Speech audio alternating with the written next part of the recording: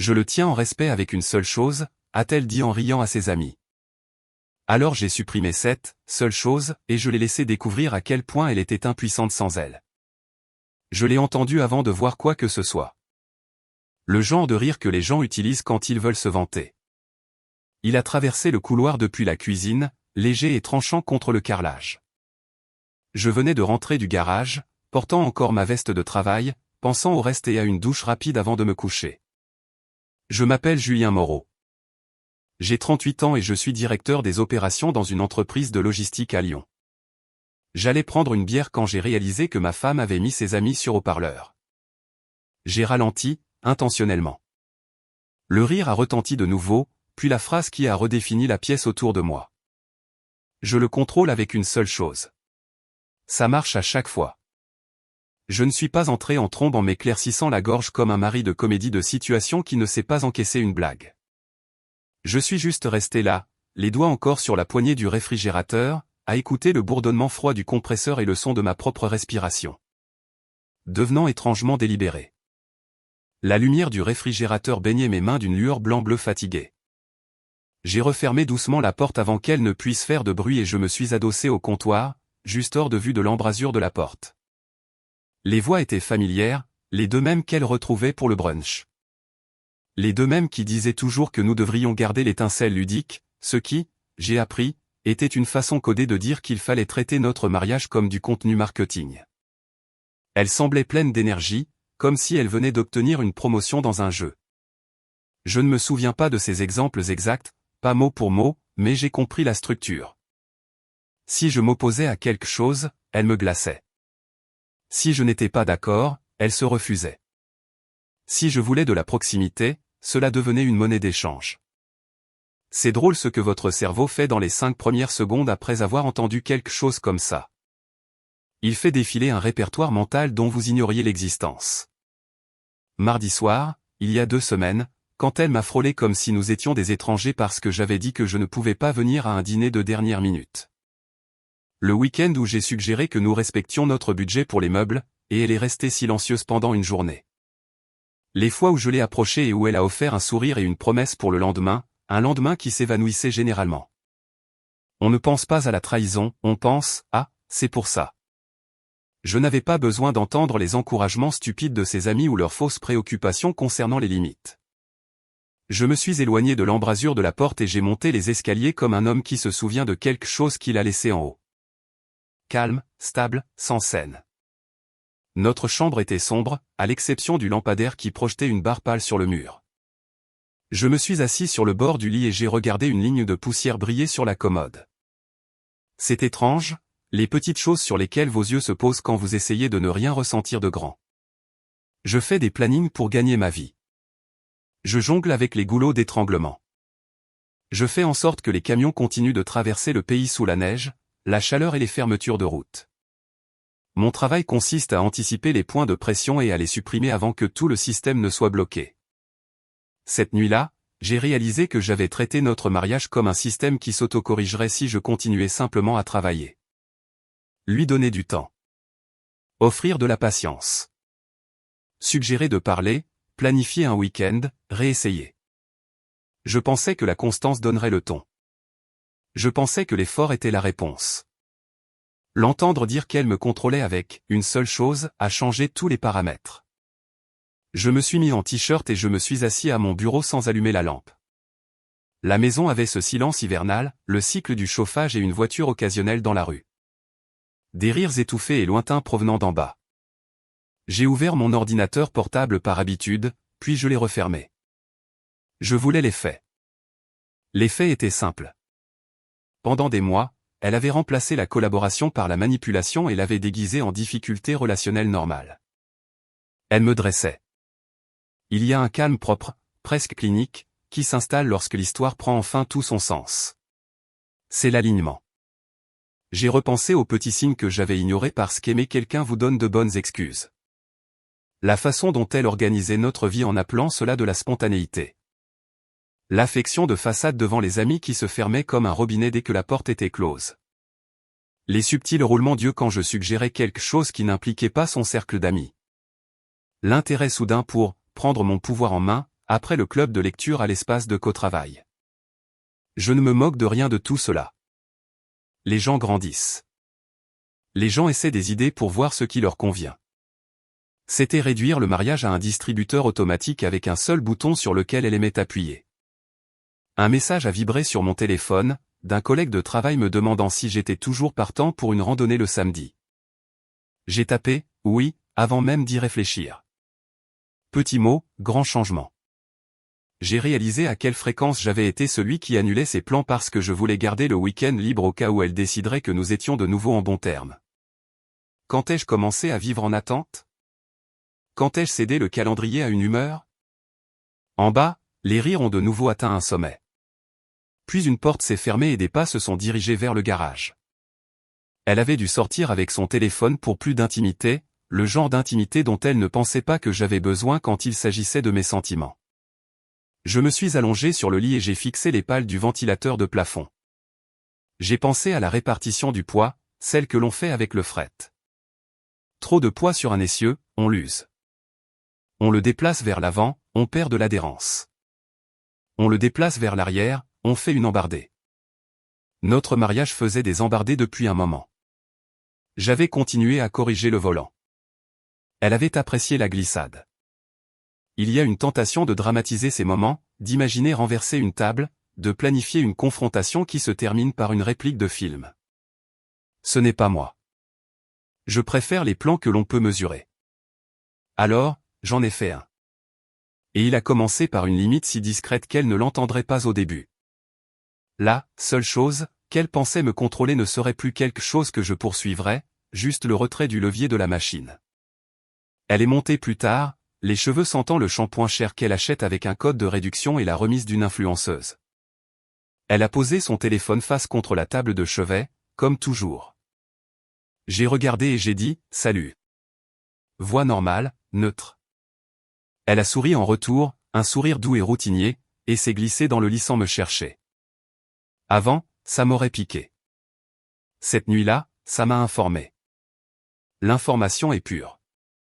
Elle demande une action, pas une réaction. Je n'ai pas beaucoup dormi parce que mon esprit était occupé à redistribuer le poids. J'ai écrit une liste dans l'application de notes, salle de sport avant le travail 3 jours par semaine, randonnée le samedi, appeler mon frère, prendre le rendez-vous de contrôle que je reportais, vidange d'huile, nouvelle botte. Rien de radical, rien dont un homme se vanterait. Juste de petites choses qui m'appartiennent, récupérées sans annonce. Le genre d'ajustement qui rend un système à nouveau stable. Vers 2 heures du matin, le chauffage s'est mis en marche et elle s'est retournée, tirant plus fort sur la couette. J'ai regardé la bande de lumière du lampadaire descendre sur le mur et j'ai pensé à quelque chose que mon père disait quand il m'apprenait à conduire sur les routes de campagne verglacées près de Chambéry. Ne surcorrige pas, vise là où tu veux aller, puis maintiens le cap. C'est ce que j'ai fait. Au matin, la maison sentait le café et l'aube. Je suis descendu, je me suis versé une tasse et j'ai posé mes chaussures de course près de la porte. Elle a marmonné un bonjour depuis le couloir, m'a embrassé sur la joue et m'a demandé si je venais dîner avec ses amis ce week-end. J'ai des projets, ai-je dit. J'ai observé la micro-expression, la surprise rapidement transformée en un haussement d'épaule désinvolte. J'ai siroté mon café et j'ai noté d'acheter des fruits secs pour samedi. Quelque chose n'allait pas. Oui, mais pas seulement avec elle. Avec moi, aussi. J'ai laissé le système fonctionner sur une variable que je ne contrôlais pas et je me suis dit que c'était de l'amour. Ce matin-là, j'ai ajusté les paramètres. Le premier test est arrivé discrètement, comme l'hiver s'installe dans cette ville. Une couche de froid supplémentaire chaque jour jusqu'à ce que vous remarquiez soudain votre souffle. 2 matins après avoir entendu la conversation, elle est entrée dans la cuisine avec cette humeur légère qu'elle revêt comme un parfum quand elle est prête pour une victoire. Je préparais un shake protéiné et des fruits secs pour la randonnée. J'avais déjà confirmé. Elle m'a regardé mesurer les amandes comme si c'était une nouvelle langue. Grand projet, a-t-elle demandé. Ouais, départ matinal. Je serai dehors la majeure partie de la journée. Une petite pause, celle qui mesure l'obéissance. Nous devions aller voir des tapis avec Chloé, mais d'accord. Avant, j'aurais proposé de décaler les choses, de les retrouver après, d'en faire une course à faire en couple. J'ai dit, j'espère que vous en trouverez un bon, et j'ai refermé le couvercle du récipient. Son sourire a semblé manquer une marche. Rien de dramatique, juste une petite vacillation dans une routine qui lui appartenait autrefois. La semaine a accumulé des moments similaires. Elle a initié ce que j'appelle la routine du « traitement silencieux », après que je lui ai demandé de m'inclure avant d'engager notre week-end dans la tournée des brunchs de ses amis. Elle est simplement devenue distante, polie, imperturbable. Il y a des années, cela m'aurait poussé en mode réparation. Maintenant, je traitais mes courriels, j'allais à la salle de sport et je dormais bien. Le silence ne ressemblait plus à une punition. Il ressemblait à la météo. On prend une veste ou on n'en prend pas. Les nuages n'ont pas leur mot à dire. Mardi soir a apporté le premier véritable test de pression. La mise à jour de l'automatisation de l'entrepôt d'un client avait mal tourné, et je suis resté 1 heure de plus pour stabiliser les chauffeurs et les quais. Je lui ai envoyé un texto pour lui dire que je serais en retard et de commencer à dîner sans moi. Quand je suis rentré, elle avait des plats à emporter sur le comptoir et un regard qui disait que j'avais manqué mon signal. Nous étions censés passer chez Manon, a-t-elle dit, empilant les récipients comme si elle arrangeait des preuves. Tu avais dit que tu viendrais. J'ai dit que j'essaierais. Nous avions des camions en attente pendant 40 minutes. J'ai réglé le problème. Elle m'a fait le genre de sourire que les gens utilisent quand ils sont convaincus que vous venez d'avouer un crime. C'est ça. Le travail passe en premier. Ce soir, oui, ai-je dit, calme et sans couleur. Demain, peut-être pas. Cela m'aurait valu un froid si vif que je l'aurais senti dans mes dents. Elle a haussé une épaule, a pris sa nourriture sur le canapé et a zappé la télévision avec le volume légèrement plus fort que la normale. J'ai mangé au comptoir en lisant des notes de répartition. Jeudi, elle a essayé le vieux tour de passe-passe pour une broutille. L'association du lotissement nous avait envoyé un courriel pour tailler l'érable devant la maison, et j'avais réservé une équipe pour samedi matin. Elle voulait le faire la semaine suivante parce que Chloé venait prendre des photos dans le salon et pensait que l'échelle gâcherait l'ambiance. Je lui ai dit que l'équipe avait un créneau et que je l'avais pris. Le sourire narquois est arrivé pile à l'heure. On verra à quel point je te manque ce soir, a-t-elle dit, presque enjouée, comme un parent menaçant de priver de dessert. D'accord, ai-je dit en rinçant ma tasse. Elle ne s'attendait pas au « d'accord ». Le jeu a besoin d'une poursuite. Sans cela, elle devait décider si elle devait être en colère ou s'ennuyer. Elle a choisi de s'ennuyer et monter tôt. J'ai terminé une feuille de calcul, réglé mon réveil et j'ai bien dormi. Le week-end venu, le schéma était éclairé comme des pistes d'atterrissage. Chaque fois que je ne cédais pas, elle passait à l'une des 3 stations, le retrait silencieux, le sarcasme ou une douceur soudaine. J'ai remarqué la séquence bien avant elle. Samedi matin, pendant que les élagueurs s'installaient, elle a mis la robe de chambre qui avait l'habitude de décourager tous mes projets, même le jardinage. Elle est sortie avec du café et a demandé ce que je voulais pour le petit déjeuner de cette voix douce dont les couples tombent amoureux. Ça va pour moi, ai-je dit en vérifiant la facture. Il commence dans 10 minutes. Son visage ne s'est pas fissuré, pas exactement. Il a recalculé. Je pouvais presque entendre les engrenages. Elle a essayé un autre angle, me rappelant une foire d'art en ville. Je lui ai dit que j'avais déjà réservé une révision pour la voiture à 13 h et que je prévoyais de courir après. Simple, ennuyeux, à moi. Cet après-midi-là, elle est passée à la 2e station. Tu as été distant, a-t-elle dit, en pliant du linge qu'elle ne plie jamais. Comme si la proximité pouvait invoquer l'ancien programme. Tout va bien? Tout est organisé, ai-je dit. Le travail est intense. Je rattrape des choses que j'ai laissées traîner. Laissées traîner comme le sommeil, le cardio, les vidanges d'huile, le déjeuner avec mon frère. Elle a entendu le sous-entendu, même si je ne l'ai pas souligné. Sa mâchoire s'est crispée. Puis elle a laissé tomber avec un haussement d'épaule qui se voulait décontracté. Dimanche, j'ai décidé d'essayer quelque chose que j'aurais dû faire il y a des mois, parler une fois, clairement. Nous préparions le café en même temps, le genre de chorégraphie parallèle que les couples trouvent soit réconfortante, soit suffocante. J'ai gardé les yeux sur ma tasse. Je vais dire ça sans débat attaché, ai-je dit. Quand tu prends tes distances pour m'influencer, ça ne me donne pas envie de me rapprocher de toi. Ça rend le tout mesquin. Elle a cligné des yeux comme si j'avais ouvert une fenêtre en janvier. Je ne fais pas ça. Je ne te demande pas d'être d'accord, ai-je dit. Je te dis comment je le ressens. Je ne joue plus le jeu. Silence. L'eau a fini de bouillir. Une vieille partie de moi voulait se précipiter, combler le vide, l'apaiser, offrir une version plus légère. J'ai laissé le silence s'installer entre nous et embuer l'air. Elle a finalement ri, de ce son léger et travaillé. Tu es dramatique. Je suis précis. Cette réplique a mis fin à la scène sans le troisième acte désordonné habituel. Elle a emporté son café au salon et a fait défiler son téléphone avec des pouces qui bougeaient trop vite pour être calmes. J'ai emporté le mien au garage, j'ai nettoyé l'établi et j'ai gonflé les pneus. C'est incroyable le nombre de petites tâches qu'un homme laisse de côté en attendant la permission de vivre dans sa propre maison. Les jours suivants ont resserré les vis. Chaque fois que je tenais ma ligne, elle inventait un public. Elle me narrait à ses amis sur haut-parleur comme si je n'étais pas dans la pièce d'à côté. Il est dans sa nouvelle phase d'indépendance. La première fois, j'ai failli rire. Indépendance de quoi? De ma propre surcomplaisance. J'ai mis mes chaussures et j'ai marché 1 kilomètre avant le dîner.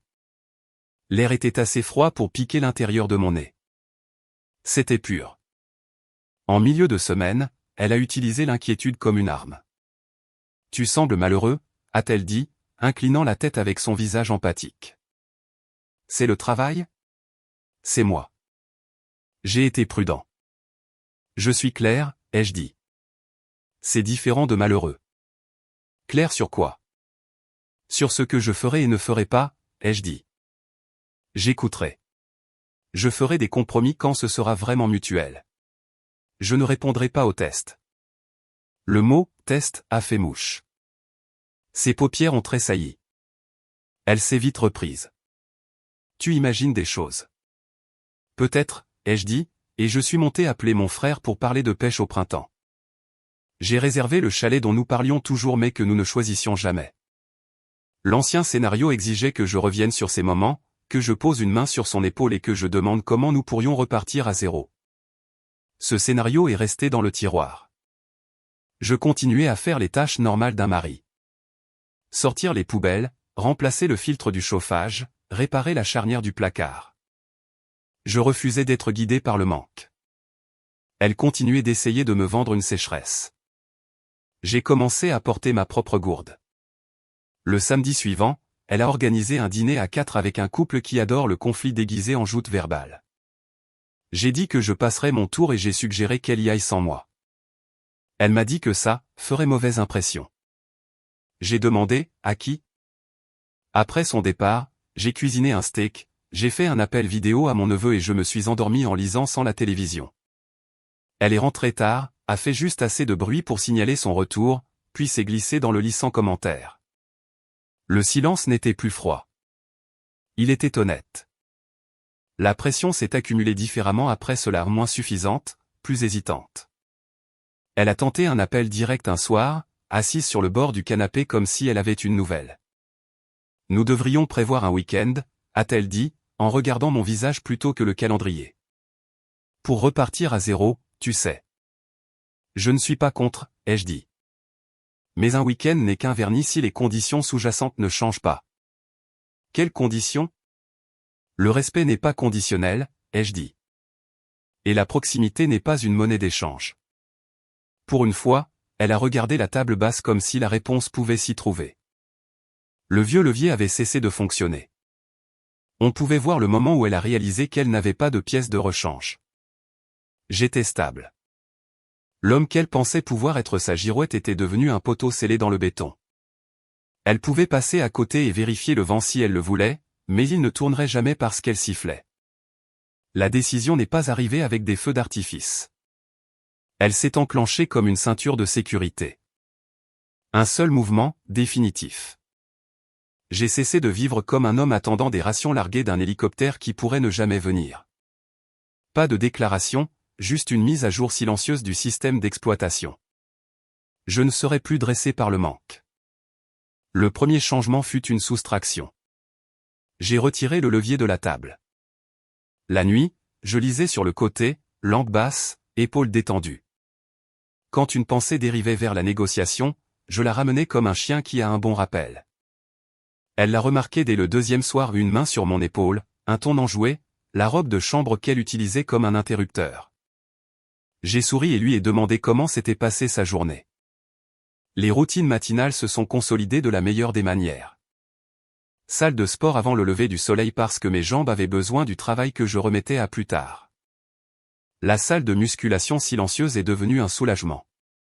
Pas de commentaires ni de tests, seulement la gravité qui disait la vérité. J'ai ajouté 5 minutes au rameur à chaque séance et je l'ai noté sans fanfare. Les chiffres se fichaient de savoir qui approuvait. À la fin de la semaine, je dormais plus profondément, je me réveillais plus lucide. Cela seul m'a montré combien de bandes passantes mentales je consacrais à parcourir le labyrinthe. J'ai rééquilibré mon calendrier. Déjeuner avec mon frère le mercredi, non négociable. Vendredi, café avec un ami de l'ancienne équipe de l'entrepôt, le gars qui ne dit jamais grand-chose mais se souvient toujours des anniversaires. Les randonnées du samedi sont restées au programme. Je n'ai rien annoncé de tout cela. J'ai juste arrêté d'annuler.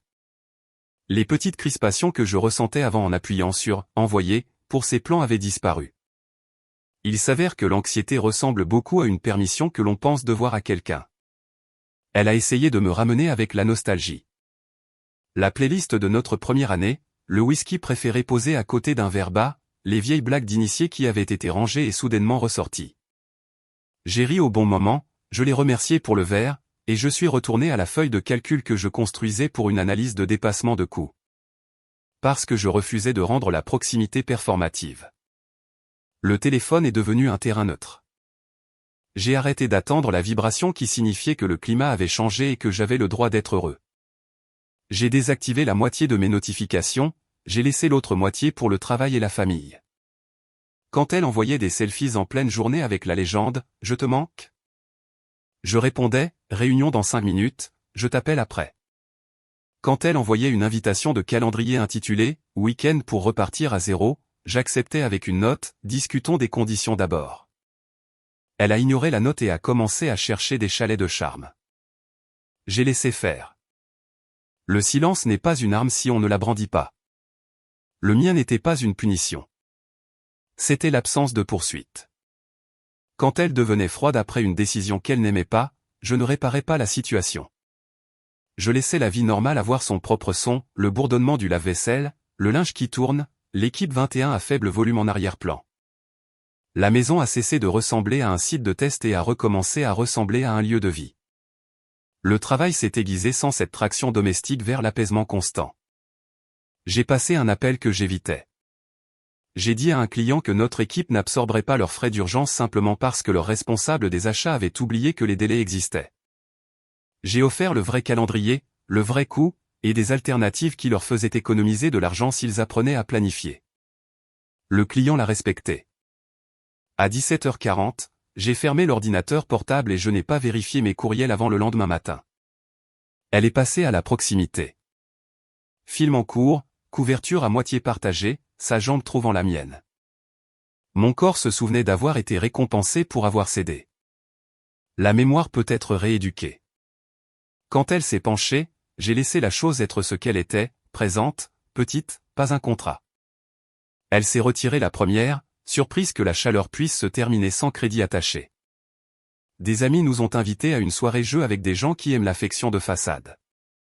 Avant, j'aurais utilisé la soirée pour montrer à quel point nous allions bien. Cette fois, j'ai dit que j'avais une course matinale et j'ai suggéré qu'elle y aille. Elle est restée à la maison et s'est assise à côté de moi avec son téléphone, faisant défiler sans lire, levant les yeux pour voir si je demanderais ce qui n'allait pas. Je ne posais que des questions que j'avais l'intention de porter jusqu'au bout. J'ai fait un geste symbolique qui n'avait d'importance que pour moi. J'ai installé un deuxième oreiller sur le canapé du bureau, l'endroit que j'utilise pour lire et faire de courtes siestes. Je n'y ai pas dormi. Je l'ai juste préparé. Une déclaration tranquille que la paix avait des options. Savoir que je pouvais choisir de prendre de la distance sans faire de cinéma a rendu la chambre moins semblable à une table de négociation. Il y a eu un moment en milieu de semaine qui aurait pu annuler des mois de clarté si j'avais encore été l'ancienne version de moi. Elle est rentrée à la maison dans une robe qui a fait taire la pièce, les cheveux lâchés, le rouge à lèvres qu'elle utilise quand elle veut un « oui ». Elle s'est tenue dans l'embrasure de la porte et a souri. C'était un vrai sourire, je pense. Je me suis levé, je me suis approché d'elle, je lui ai embrassé le front et je lui ai dit qu'elle était incroyable. Puis je suis retourné couper les légumes. Elle m'a regardé trancher les poivrons, attendant l'invitation qui n'est jamais arrivée. Plus tard, elle s'est approchée, les bras autour de ma taille, cette pression familière dans mon dos. J'ai couvert ses mains avec les miennes, j'ai senti la chaleur, j'ai respiré une fois, et je me suis écarté pour égoutter les pattes. Je pouvais sentir sa confusion dans la façon dont ses mains sont retombées. Le contrôle avait été remplacé par le contact. Le contact n'était pas suffisant. Les limites silencieuses se sont accumulées. J'ai arrêté de débriefer ma journée à quelqu'un qui utilisait les détails comme une arme. J'ai gardé les histoires que je voulais partager et j'ai donné le reste aux personnes qui demandaient vraiment. J'ai déplacé mes chaussures de course du placard à la porte d'entrée comme un homme qui s'attend à les utiliser. J'ai remplacé l'ampoule grillée du Porsche sans demander si le ton chaud correspondait à sa palette de couleurs. J'ai pris un rendez-vous chez le dentiste. On apprend vite à quel point on reporte sa vie à la température de quelqu'un d'autre quand on recommence à prendre des rendez-vous. Une nuit, elle a rompu le schéma. Pas de comédie, juste une question directe dans le noir. Pourquoi tu ne veux pas de moi? J'ai fixé le plafond et j'ai trouvé la seule réponse qui ne relancerait pas l'ancienne boucle. Je veux un mariage qui n'utilise pas la proximité comme levier. Si ce n'est pas ce que nous avons, je ne ferai pas semblant que ça l'est. Elle n'a rien dit pendant longtemps. À la fin du mois, mes journées avaient une forme qui ne vacillait pas à chaque fois que la maison le faisait. Je la sentais tester les limites moins souvent parce que la carte avait changé. Elle a appris que je serais gentil sans être complaisant. Je suis devenu un homme qui pouvait se promener dans ses propres pièces sans demander la permission de se sentir bien. C'est ça, le retrait silencieux en réalité, quand on en retire la performance, arrêter la poursuite, arrêter les scénarios, laisser ses actions raconter la seule histoire qui compte. J'ai fini de jouer, et sans joueur, le jeu devient très silencieux. La culpabilité est arrivée en premier, habillée d'inquiétude et portant un miroir dans lequel j'étais censé me regarder. Elle se tenait dans l'embrasure de la porte du bureau pendant que j'enregistrais le kilométrage de la randonnée et a dit qu'elle se sentait exclue. Les mots étaient prudents, le ton plus doux que d'habitude. J'ai pivoté sur ma chaise et j'ai écouté sans interrompre. Le scénario exigeait que je m'excuse d'avoir changé. Je lui ai dit que je m'étais ajusté parce que notre façon de fonctionner s'était transformée en une négociation à laquelle je n'avais jamais consenti.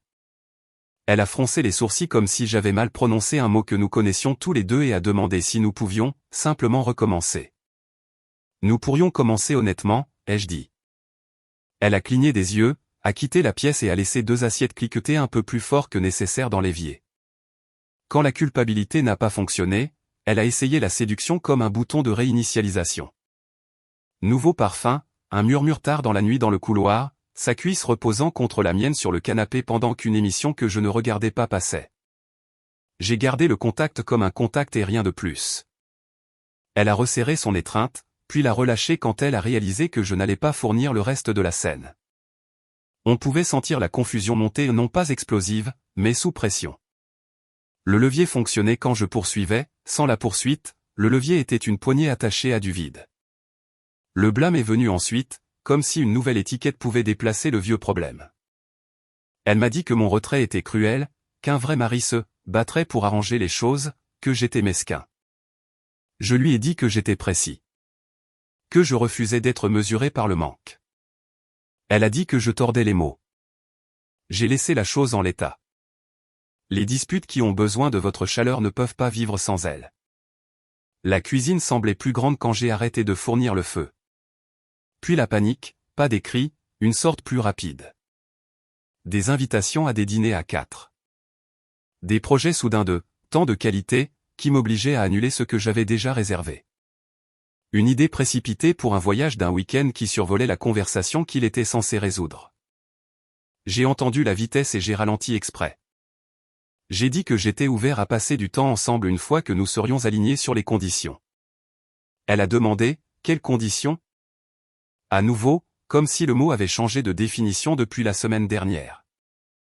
Je les ai répétés, respect non conditionnel, proximité non monnayable. Elle a regardé par-dessus mon épaule et a dit, nous compliquons les choses plus que nécessaire. Le simple est facile quand on tient la télécommande. Ses amis l'ont remarqué avant sa famille. Les deux mêmes qui avaient applaudi son monologue précédent ont commencé à m'envoyer des textos directement, tout va bien? J'ai dit que nous étions en train de régler les choses et je n'en ai pas dit plus. Quelle que soit l'histoire qu'elle leur racontait, elle s'est essoufflée quand j'ai arrêté de fournir la contre-histoire qui les faisait se sentir utiles. Une semaine plus tard, à un dîner d'anniversaire, l'une d'elles s'est penchée et a murmuré que je semblais, différent, dans le bon sens. Ma femme l'a entendu. Ça a compté. Le premier dérapage public a eu lieu lors d'un barbecue chez un voisin. Elle a dit à un petit cercle que j'avais été distant et que je devais réapprendre à être affectueux. Elle a ri comme si c'était une bizarrerie, quelque chose de réparable avec une soirée à thème. Notre voisine Sandrine, qui a 3 adolescents et un radar pour les absurdités, a demandé calmement, c'est mutuel? La table est devenue silencieuse de cette manière légèrement suburbaine. J'aurais pu la sauver. Elle a changé de sujet pour parler du grill. Plus tard, alors que nous rentrions à la maison avec un plat que je n'avais pas voulu apporter, elle m'a accusé de laisser les gens penser du mal d'elle. J'ai dit que je les avais laissés penser par eux-mêmes. Sa famille est arrivée aux abords par une autre porte. Sa mère a appelé en visioconférence et a demandé si nous allions bien. Je lui ai dit que nous nous recalibrions et que j'étais engagé à obtenir un résultat sain, ensemble ou séparément. La formulation a ralenti tout le monde. Sa mère n'aime pas la lenteur. Elle a dit que le mariage consiste à surmonter les épreuves. J'ai acquiescé et j'ai ajouté que surmonter n'est pas la même chose que négocier. Plus tard dans la nuit, ma femme a dit que je l'avais embarrassée en étant dramatique avec sa mère. Je lui ai dit que la clarté paraît toujours dramatique pour quelqu'un habitué au brouillard. Le jour le plus révélateur est venu quand elle a essayé de réaffirmer son contrôle avec un geste qu'elle supposait primerait sur la conversation. Elle a réservé un séjour dans un spa de luxe pour un week-end de dernière minute et m'a envoyé la confirmation par texto avec un emoji clin d'œil.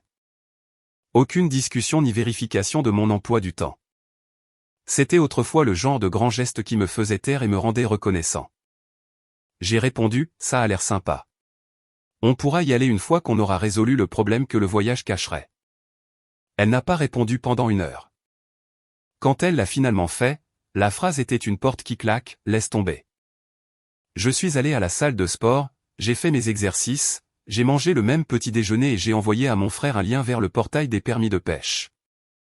L'après-midi, la porte claquée s'est entrouverte sur un long message sur la façon dont les relations exigent des compromis. J'ai répondu, d'accord. Je ne ferai pas de compromis sur le fait d'être traité comme un partenaire. Elle a lu le message sans répondre. Le silence a fait ce qu'il fait. Il a dit la vérité que nous étions trop fatigués pour répéter. 2 jours plus tard, elle est revenue à la douceur, la grande version cette fois. Bougie dans la salle à manger, réservation dans un endroit qui affiche complet 3 semaines à l'avance, une robe qui aurait pu arrêter la circulation sur l'avenue Foch. J'ai apprécié l'effort. Je le lui ai dit. À table, elle a pris ma main et a dit que nous devrions nous retrouver. Quel nous, ai-je demandé. Celui où l'affection est un signal de négociation, ou celui où l'affection est le langage normal de 2 adultes qui se respectent, indépendamment des résultats? Elle a retiré sa main comme si la table l'avait électrocutée. Le serveur est arrivé avec de l'eau. L'ironie du sort est un comédien qui ne se lasse jamais. Il y a une version des événements où un homme utilise sa nouvelle stabilité comme un gourdin. Ce n'était pas la mienne. Je continuais à faire tout ce qui portait mon nom. Je payais les factures, réparais le loquet du portail, vérifiais la pression des pneus, tondais la pelouse. Je répondais quand on me parlait et je ne jouais pas les fantômes dans ma propre maison. Mais je ne participais pas à des reconstitutions. C'est ce qui a cassé le jeu. Les règles n'ont pas changé bruyamment, elles ont expiré en silence. Elle prenait une pièce et constatait qu'elle ne correspondait plus au plateau. D'autres personnes ont commencé à le voir sans discours de ma part. Au barbecue de sa sœur, quelqu'un a fait une blague sur la femme qui contrôle son mari, qui aurait suscité un rire facile l'année dernière. Elle est tombée à plat. Mon beau-frère m'a interrogé sur un sentier près du Pilat, et nous avons passé 10 minutes à parler de dénivelé comme si le reste du bruit n'existait pas. Ma femme a observé la conversation sans s'y immiscer. Ensuite, dans la voiture, elle a dit que j'étais devenu distant. J'ai dit que j'étais devenu congruent. La phase de panique a culminé un mercredi soir quand elle est venue se coucher tard et a finalement dit la partie silencieuse comme une vraie question. De quoi as-tu besoin de ma part? Pendant une seconde, j'ai vu la femme que j'ai épousée, celle qui me rejoignait à mi-chemin sans garder de compte. J'ai gardé ma voix égale. J'ai besoin d'un partenariat sans performance. Si tu me veux, veux-moi. Si tu ne me veux pas, dis-le. Mais ne le monnais pas. Elle a fixé le plafond et a hoché la tête une fois, un petit hochement, comme si elle venait d'entendre un diagnostic qu'elle suspectait mais ne voulait pas voir confirmé. Le lendemain matin, elle a annulé son brunch avec Chloé et est restée à la maison. Pas de grand discours.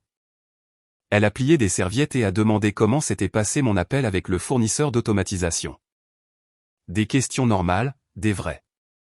Après le déjeuner, elle a erré, est devenue agitée, et j'ai pu sentir le vieux moteur démarrer. Elle a presque attrapé le levier, et s'est arrêtée. Ça comptait. La croissance ne s'annonce pas à grand renfort de trompette. Elle saute un réflexe et en choisit un autre. Une semaine de petit redémarrage a suivi. Elle a initié une promenade sans son téléphone. A dit, oui, à un plan que j'avais au lieu de, peut-être. M'a touché une fois sans arrière-pensée. Progrès, mais pas achèvement. Puis un message a sonné de l'une de ses amies, celle qui aime le drame, l'invitant à une soirée pour « te rappeler qui tu es ». Elle l'a lu, m'a regardé et a dit qu'elle irait peut-être. Je lui ai dit de bien s'amuser si elle y allait. Elle a étudié mon visage pour y déceler un indice, n'en a trouvé aucun, et a posé le téléphone face contre la table. Cette nuit-là, elle n'y est pas allée. Elle s'est assise sur les marches arrière et a regardé le ciel se fondre dans la ligne de la clôture. Quand je l'ai rejointe, elle m'a demandé si je voulais du thé. Bien sûr, ai-je dit. C'était presque rien, et c'était tout. Le jeu n'avait pas disparu parce que j'avais gagné. Il s'était flétri parce que j'avais cessé de le nourrir. Et maintenant, dans l'espace plus calme laissé derrière, les gens commençaient à voir qui nous étions chacun sans les accessoires. Elle a tenté un dernier mouvement, une demi-confession enveloppée dans une demi-excuse. Je pensais que c'était comme ça que les femmes gardaient le contrôle, a-t-elle dit, les yeux sur la tasse dans ses mains. J'ai hoché la tête. C'est comme ça que les gens évitent l'honnêteté, ai-je dit. Elle a expiré comme si elle avait retenu son souffle pendant des mois. Nous n'avons pas résolu le problème sur les marches, mais la performance a perdu son public. Et sans applaudissements, elle ne pouvait pas tenir sur ses propres jambes. Je me suis couché certain d'une chose, j'étais accessible à la vérité et inaccessible au jeu.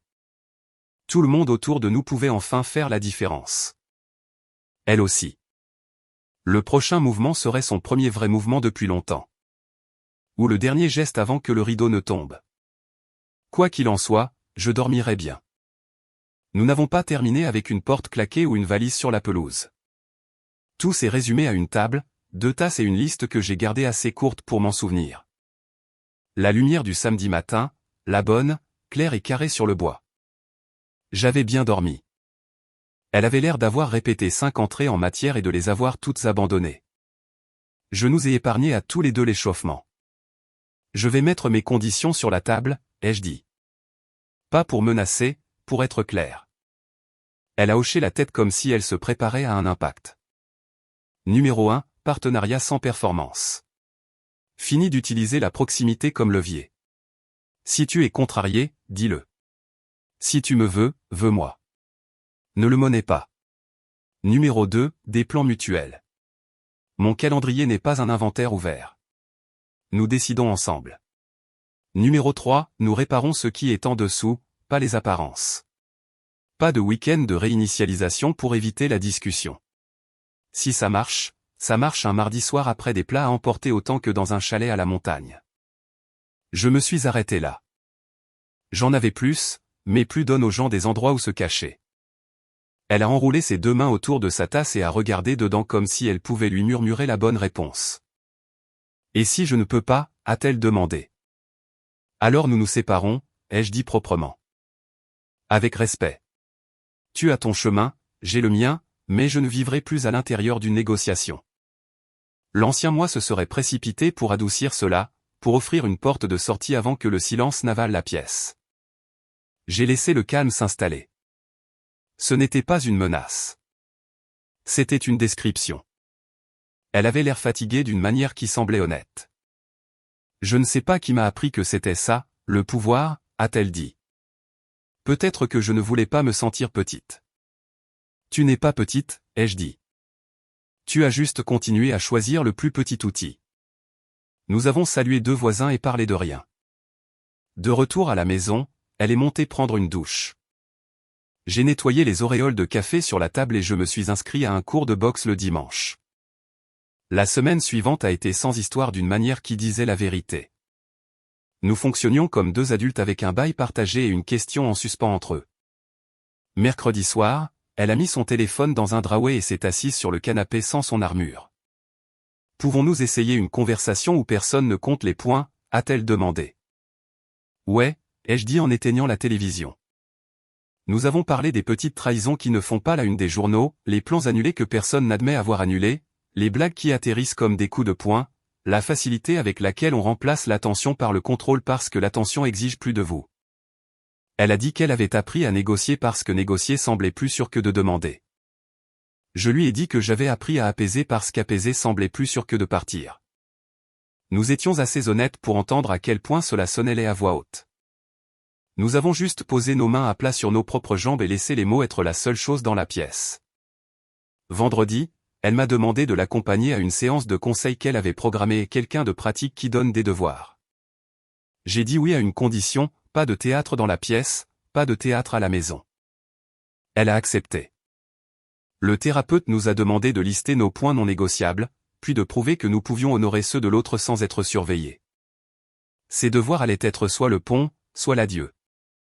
Nous avons fait le travail pendant 3 semaines. Elle s'est excusée une fois sans parenthèse ni astérisque. J'ai accepté une fois sans en faire un manifeste. J'ai planifié un petit déjeuner de week-end, elle n'a pas oublié pour me punir du passé. Elle a planifié un dîner et n'en a pas fait un test. Au lit, nous avons commencé simple, les mains, la conversation, pas de scénario. Il y a une différence entre quelqu'un qui vous rencontre et quelqu'un qui vous récompense. C'était comme une rencontre. C'était aussi fragile. Puis le bilan de mi-parcours est arrivé, celui que l'on ne programme pas. Ses amis ont planifié une soirée pour retrouver l'ancienne toi. Elle m'a montré le texto. Je lui ai dit d'y aller si elle le voulait. Elle a cherché sur mon visage l'ancien indice, n'a rien trouvé et a dit qu'elle passerait son tour. Elle a répondu au groupe qu'elle travaillait sur des choses différentes maintenant et n'avait pas besoin de la foule. Le téléphone est devenu silencieux. Elle l'a posé face visible sur le comptoir comme si cela signifiait quelque chose. Peut-être que oui. Dimanche, nous étions assis dans la voiture devant le supermarché et nous avons fait face à la partie que je vivais comme un point d'interrogation. Veux-tu de ce mariage, ai-je demandé. Ou veux-tu la version où je suis une forme que tu déplaces pour ne pas avoir à te sentir vulnérable? Sa réponse a été nette. Je veux le mariage, et je suis prête à me sentir stupide en apprenant comment faire. C'est peut-être la phrase la plus courageuse que j'ai jamais entendue dans ma cuisine, ma voiture ou ma vie. J'y ai cru assez pour essayer. Essayer ne signifiait pas effacer ma sortie. J'ai gardé mes limites là où je pouvais les voir. J'ai gardé mon propre calendrier, mes heures de sport, les déjeuners du mercredi avec mon frère.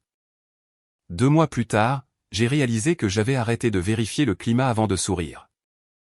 Nous avons fait des randonnées sans compter les points. Nous nous sommes disputés pour une lampe stupide et avons résolu le problème en 20 minutes. Elle a attrapé ma main pendant que nous traversions la rue parce que le feu avait changé et que le monde bougeait. Et pourtant, je ne le romantise pas. Nous ne nous sommes pas transformés en un couple qui publie des carousels de photos à l'heure dorée avec des légendes sur le fait de travailler sur soi. Nous sommes devenus 2 personnes qui peuvent dire non sans perdre le oui. C'est mieux que romantique. C'est durable. Il y a une chronologie alternative où elle a choisi sa bande d'amis plutôt que cette table, où le levier a gagné parce que c'était facile. Dans cette chronologie, je fais un sac et je pars tranquillement, faisant suivre mon courrier et changeant les mots de passe non par dépit, mais par alignement. Je connais cette version parce que je suis resté réaliste tout le temps. J'ai gardé un lien d'appartement dans mes notes. J'ai gardé une liste des meubles que j'emporterai. J'ai gardé la tête assez claire pour partir si le respect ne se manifestait pas. Cette option m'a rendu honnête. Elle l'a rendu honnête, elle aussi. Un soir, des mois après la première conversation, nous avons croisé Sandrine, la voisine avec des adolescents et un radar pour les absurdités. Elle nous a regardés, vraiment regardés, puis a souri. Quoi que vous fassiez, continuez. Ma femme a ri, le genre de petit rire qui signifie « merci » sans discours. Nous sommes rentrés à la maison avec des pâtes et du yaourt, rien d'héroïque dans les sacs. Elle s'est arrêtée à la porte et a dit « Tu sais, tu aurais pu partir, n'est-ce pas ?» Je l'ai fait, ai-je dit. C'est pour ça que j'ai pu rester. Je ne sais pas comment notre histoire est perçue par les autres. Je sais comment elle est perçue par moi. Le respect n'est pas une clause que l'on ajoute plus tard. C'est le sol sur lequel on construit, ou ce sont des sables mouvants. Le levier qu'elle pensait me contrôler est de la ferraille maintenant. À sa place, il y a quelque chose de simple, deux personnes qui se présentent sans étiquette de prix. Si cela change un jour, si le vieux jeu essaie de revenir avec une nouvelle couche de peinture, je ne négocierai pas avec lui. Je n'organiserai pas d'intervention ni ne supplierai pour la décence. Je lui souhaiterai bonne chance, je lui donnerai ce qui lui appartient et je partirai avec mon nom, ma paix et